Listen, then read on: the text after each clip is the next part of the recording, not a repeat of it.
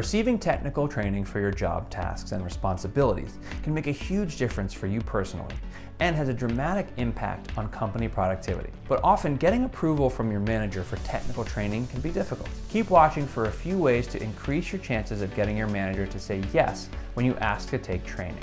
Plan ahead. Don't wait until the last minute to ask your manager for approval for training. Try to plan a couple of months ahead for the desired training date. This will give you time to research, plan, compile your business case, and get the necessary approvals from your manager. Do the research. Explore all the training options available. It's often helpful to visit vendors' sites to find out recommended and authorized trainers for their technology, service, and software. Education consultant. You've done the research but still have questions. Now is a great time to reach out to an education consultant, and your training provider should be happy to help you evaluate your training requirements and provide a recommended proposal to meet your needs. Analyze the costs.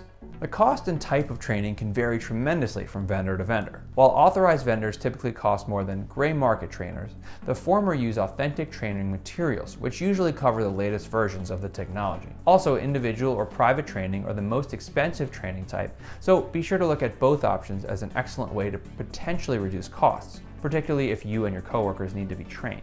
Lastly, remote training using audio and video conferencing can save you travel costs, so see if that's an option. Prepare a backup.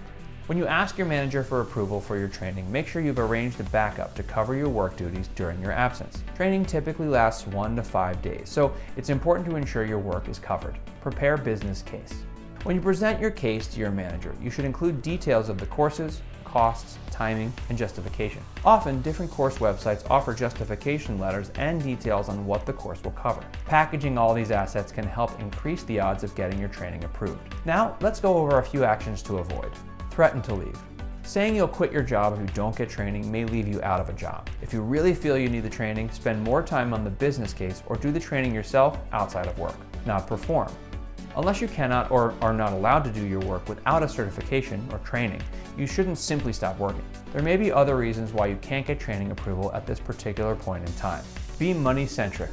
While it's always nice to get a raise, don't think that completing training or certification warrants a salary increase. If you are trained and the company sponsored or paid for it, you've effectively received a raise, as well as added to your skills for future employment. Now you know you need training to advance you and your organization. It's essential to ask for quality training through an authorized training vendor to have the most current and authentic training materials possible. Visit our site for more helpful information. And if you enjoyed this video, be sure to like, comment, and subscribe.